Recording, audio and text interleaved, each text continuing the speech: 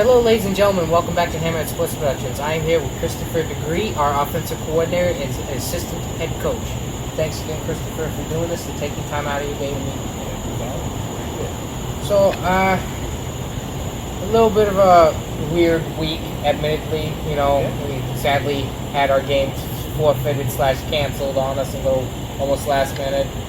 But at least we didn't, have to make the drive and then spend all that gas money. True, indeed. It's unfortunate, but again, it's semi-pro football, right? It's not, as ordered as the pros or college or even high school league. Again, it's a working man's league, so guys got to work, so I can understand. But in this situation, the other team clearly didn't have enough players to fill the roster. So I guess in hindsight, it helps. But it stinks that we don't get to play, but also it gives our guys that have picked up the rest. Like I said, with the team going back. It's always a good thing. We kind of saw the warning signs of it when they came up and played us. Yes, sir. So they barely, I think, had, 12 guys? Yeah, I think 13. And I think that's kind of been a consistent number throughout this whole thing. And I don't know what was going on in that organization.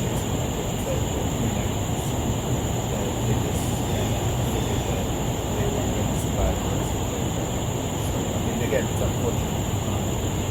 They're a pretty good team. So hopefully, Let's hope so.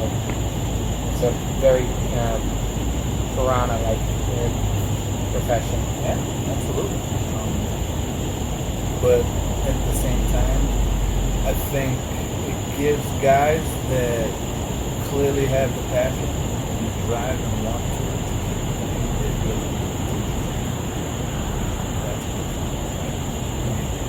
I think being a former player, you understand that you want to play for as long as you can.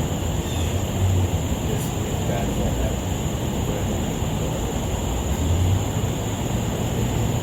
Well, I guess enough about them. Let's start talking about our team. So, I guess how did the Longhorn idea just come about on your guys? It all started with Kevin, honestly. So I know Kevin from my playing days. I didn't play in this league. I played in the NFL.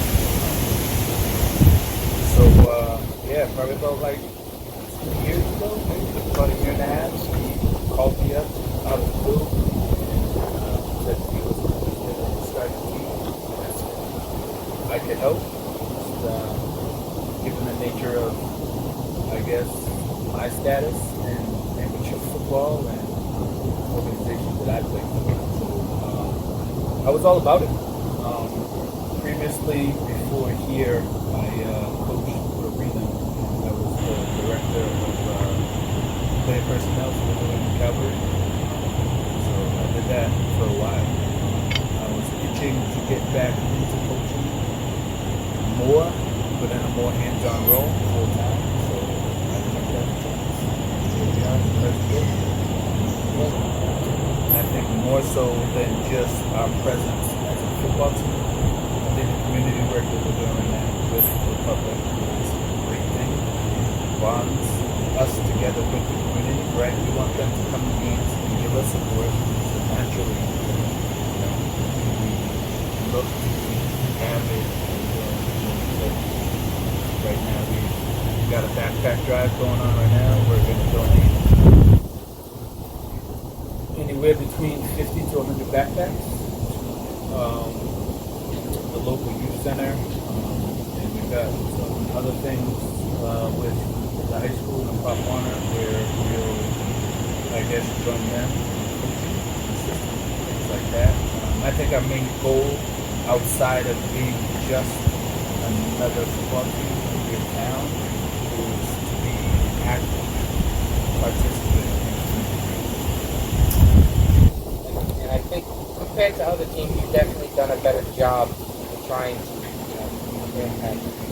Right. And that's something that needs to be said and brought to attention. Well, we appreciate that, but it goes hand in hand. When you've got a great community behind you, naturally it's just gonna rub off, right? So we thank the town of Blue Brand and even all the surrounding areas that come and support us, and we just like to let them know that in return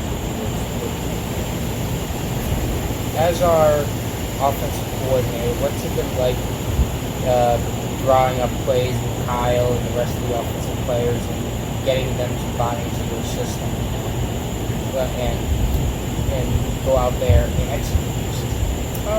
Kyle's been great. Kyle, coincidentally, even before I met him, I guess as a coach, you have a vision, right, of your typical or your prototypical player to fit into your system. Kyle's my favorite. He's the perfect quarterback for the type of offense he runs. He runs the more simple West Coast offense. You see multiple different formations, multiple wide receivers, you see multiple backs. But as far as the drawing up plays, Kyle is great. He's a very smart kid. He's got a big arm. Very mobile. Understands route complexity. We have a very talented skill group. Wide receiver core goes literally about you guys deep. We've got two versatile tight ends. Our running back are top notch from what I've seen in this league so far. And again, it's my first year in the league, but as a football fan, you watch things. So it makes my job easier when you have talent like that, but at the same time, it also makes it harder. Because right now, I got to figure out how to get all these guys involved, get them involved in space. Yeah. But I think for the most part, it's been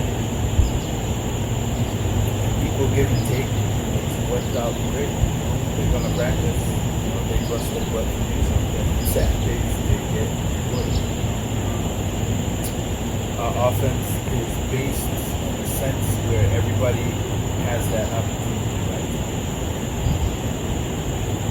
It's not as if Kyle just finding that guy who's young, guy this offense really the way it's mixed out. Everybody can step out. All 11 of our guys try. And you mentioned execution.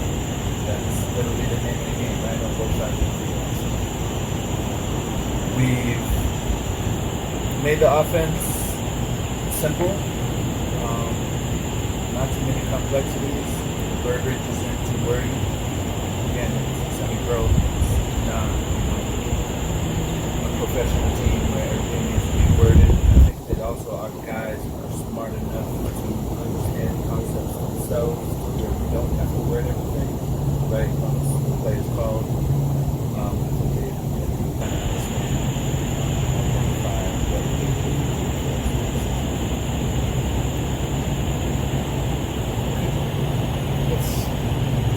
As usually coaches just absolutely like to talk about the difference like it's a game of chess or something like a game of science. It's kind of refreshing a bit to hear it on a more simple layman's terms, so to speak. Simplicity is best, right? Everything in life doesn't have to be challenged. Life itself is already football being quote unquote a man's or gladiator's game. You take the fun out of it, in my estimation, and make it more complex. You line up against me, my job is to beat you, and your job is to stop me. It really doesn't get any more. All the extra added nuances that come with it, right? If I attack you a certain way, then your job is to react and go differently, right? That's part of chess. You don't need a coach yelling to you, move to L4 or to L5 and then attack, right? It's not chess in that sense. It's chest in how can my offensive play beat their defensive play, or how can your defense disrupt my offense? And that can be simplified because we worded it more complex. Or guys just want to get into shouldn't be that complex, right? No, Put your uniform on when you go play. You shouldn't have to, right? Go through 5 different security checks just to tackle somebody or be the guy on the ball or whatever. Yeah, I try to make it as simple as possible. So therefore, I take the complexity out of it and give them back. credit, it has been an absolute joy to watch the offense when it's all clicking on all cylinders. We've seen that on multiple occasions. Admittedly, we've had run into a bit of a rough patch, but it's like, again, we're a growing team, and we're a young team. Well, obviously, rough patches always come to the It's understandable. Again, like you said, first year team. Some of our guys know each other and have known each other, whether they've played together before or just competition teams. But as a whole, we started later.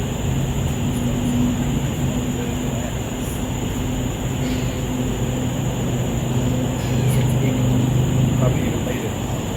And, again, it's a working man's league, so we have those days where not everybody's at practice.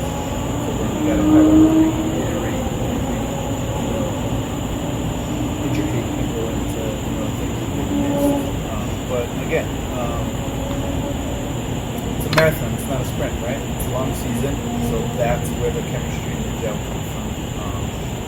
It's been good to watch our offense grow even in a few games where we struggled. These guys have learned from that shit. I think going forward it'll be much stronger, much more consistently high attacking at a high level. Obviously we can't predict what's going to happen going forward, but from a coaching standpoint, offensively, we will be more prepared for whatever else happens. I think our slumps. I'm not playing, they are, so clearly there's things that they got to work on, but for myself, I don't believe that we were prepared enough to accomplish what we wanted. Right? The last game, we got our touchdown late, as opposed to being able to put points on the board early, right? As consistent as possible. So clearly something wasn't working, and it was turned it on, get a score, who had the ball, who wasn't going to drive it, yeah.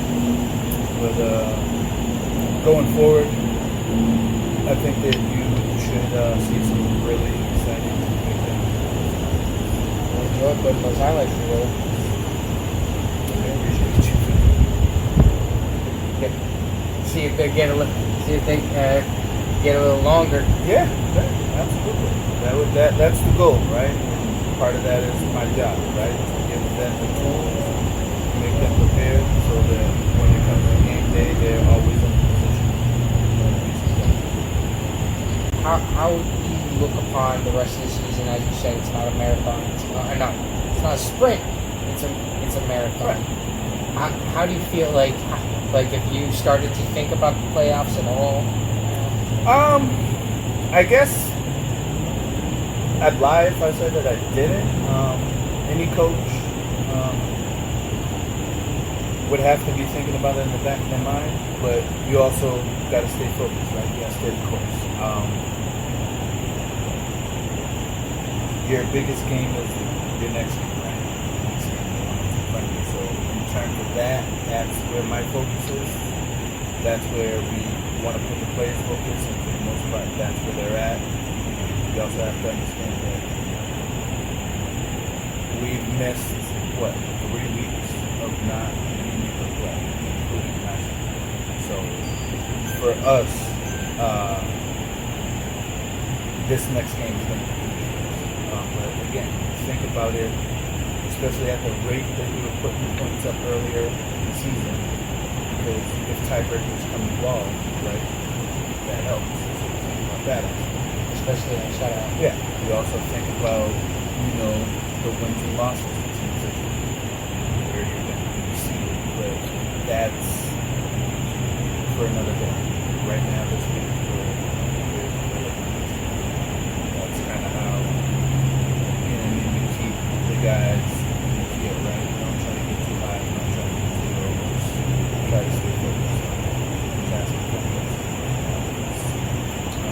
Thank you again, Christopher, for taking time out of your day and keep freaking dropping. Keep being that mad scientist in the background. It's always working. It's working right now. So my brain, it's in my blood. So it's always football nonstop. My wife actually just made a comment about that the other day. That last week we mistaken it because every day of the week we just go football. So coaching's always been there. I'm just more, I guess, fully hands-on and immersed in football. You got to pay your dues. So I started out coaching in 2003 at UMass Lowell under Wally Bowser. He was actually my coach at Northeastern and at UMass Lowell when I decided to move back. So it's been a journey. Started out as a quality control guy then moved to wide receiver coach. I went from UMass Lowell to coaching at the high school. Went from high school to coaching arena. I've done that for the past 10 years. Let's hope, you keep doing this for a little while longer, and hopefully this team grows and something will go. Well, that's the goal. That's why we're out here. So, including you, right? That's the goal. And yeah, hopefully we can continue to build on whatever success the season brings. Still unwritten, so we'll see what happens. But yeah, that's the goal. Win football games and to build a stronger community than how we were brought into it. But we appreciate you, sir, so thank you. Appreciate it. Thank you, man. Appreciate that. Yeah. So I hope you ladies and gentlemen enjoyed. See you next time.